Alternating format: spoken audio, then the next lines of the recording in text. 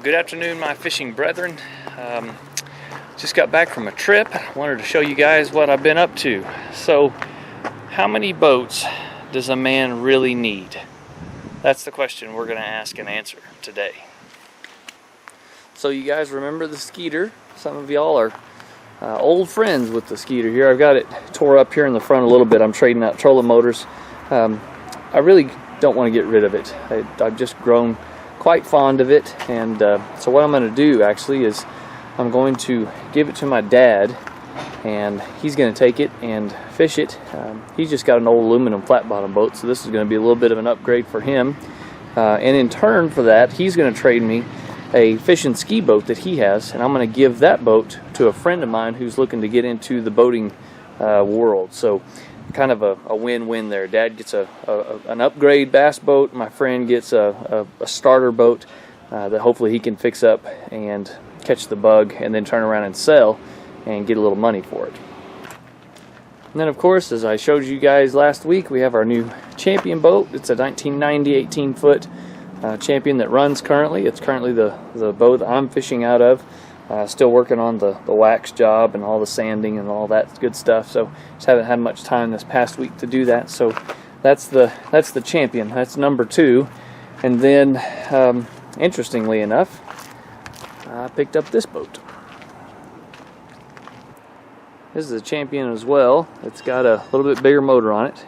It's a 200, and it's a 1992. It's also a 20-foot boat. Now this one's in pretty rough shape on the outside. It's got some cosmetic stuff that needs to be worked on. All the electronics work, and trolling motor works, so all it really needs is batteries and new carpet to be fishable.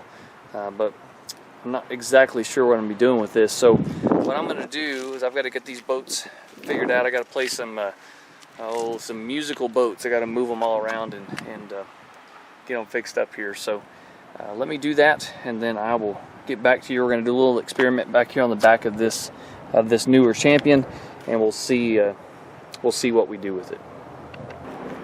So now I have 3 boats: Reese Watson's Godly Chapel and Boatyard. That'll be coming soon to a city near you. I hope not. So I have 3 boats and 0 wife. She has officially left me. I feel like Sanford and Son out here. I got a boat back in the yard.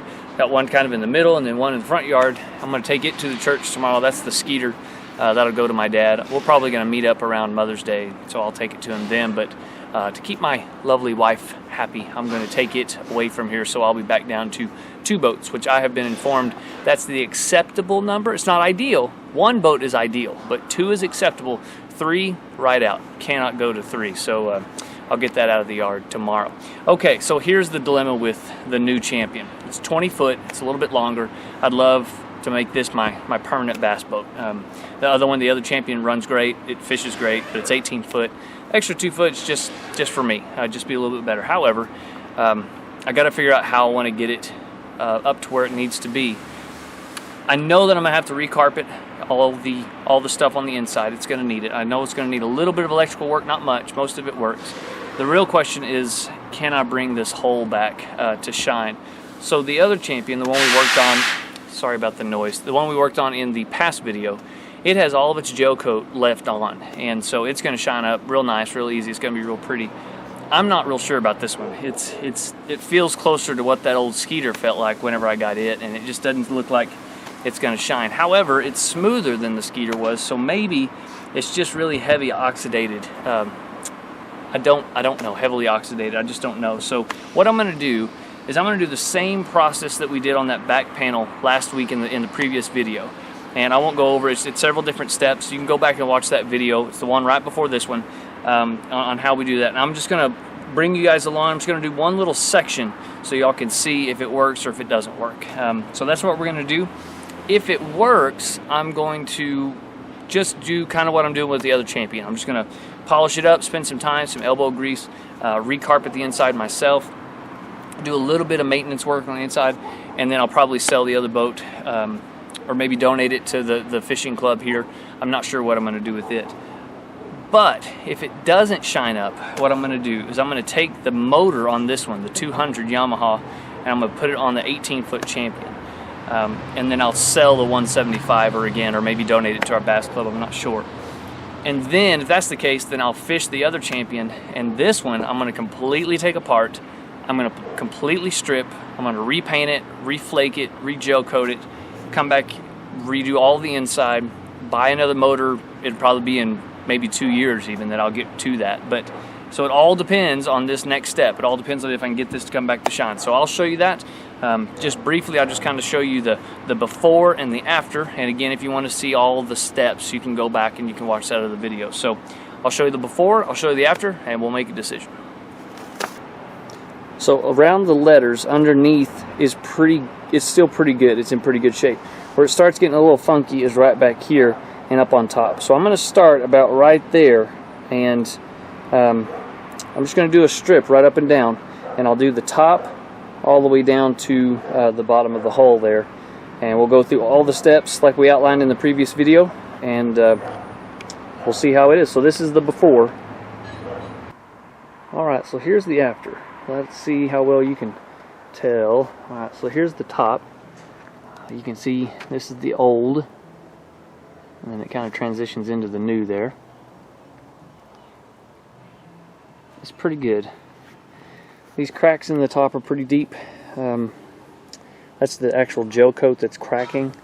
I can probably handle that okay. That actually shined up pretty good even on top, so that's encouraging. Down here is also encouraging. Here's the before, really rough and heavily oxidized, and then it shined up pretty well. There's a couple of places that didn't come out, but to be fair, I did it fairly quick, and I'm curious if I'm more thorough with the sandpaper application, if that'll go ahead and come on out. And this bottom cleaned up real nice. I mean, you can tell that's really dirty and nasty there. It shined up really well. So not bad. A couple of decisions to make now. Alright, well, let me get y'all's opinion. So it shined up real nice. I think if I do it for real and really take the time, and I'll have a better buffer. I'll be using the 3M boat system compound and waxing and all that, which they say is a lot better for these old gel coats, and so I'll have those two advantages. I'll take more time. I'll have one more, probably two more sandpaper applications. I'll probably go down to a 400 at the very beginning to kind of maybe get some of this rougher stuff off a little better, and I'll actually extend it to 2500 grit on the end, and then I'll buff it and wax it. It turned out pretty good, and so I'm not too disappointed with it. It's a lot of work that's going to be. So now the dilemma is, do I try to get this boat ready to go by the fall so I can fish it next spring, and just leave the 200 motor on it and just get ready to go and just plan on that being my boat, or do I hold off and still just strip it completely, take everything out, redo the paint job, redo the flake, redo the gel coat, all of those different, I mean, completely new boat. Do I do that, or do I just work with what I've got here at the house and put a couple of good hard weekends into it and get it out of the water? I don't know. It's an interesting choice. You know, another option is I could just go buy a brand new boat and I'd have 4 boats and fish that one, but the wife probably would leave me at that point. So I don't know. Why don't you guys help me out? What would you do if you were in my shoes? You've got 2 boats they're good boats, potential fishers, potential tournament runners. What would you do? Which one would you put your time into this season so it could fish for you next year? Which one would you demolish this one completely, take it all the way down to the very basic and build it back up and basically end up with a brand new boat? I don't know. It's something I might have to think about. So why don't you guys help me out in the comments below? Just put down what you would do. If you have any tips for me, any pointers, I am not an expert in this by any means, by any stretch of the imagination. I'm kind of flying by the seat of my pants. So a couple of you guys have been amazing. The Paintball Fool, the Donald, Lusk Arms, there's a couple other ones. You guys have just been phenomenal. Thank you for all the comments and the tips and the pointers, and just really, I can't tell you how much I appreciate that. But if this was your predicament, your situation, what would you do? Let me know. God bless you guys. Thank you so much for watching, and stay tuned. This week we'll have a couple videos this week, and then we'll be fishing on Friday if everything goes well, because it's Cinco de Mayo, and last year I made my very first fishing video on Cinco de Mayo, fishing with Cincos, coincidentally. So I'll be redoing that on Friday, and hopefully you'll join us for that. Have a good time. We'll work on the boat a little bit this week too. So let me know what you would do. Let me know if you have any tips, comments, pointers, anything like that for me. God bless you guys. Have a great, safe afternoon. God bless you guys. Have a great, safe afternoon. We'll catch you next time.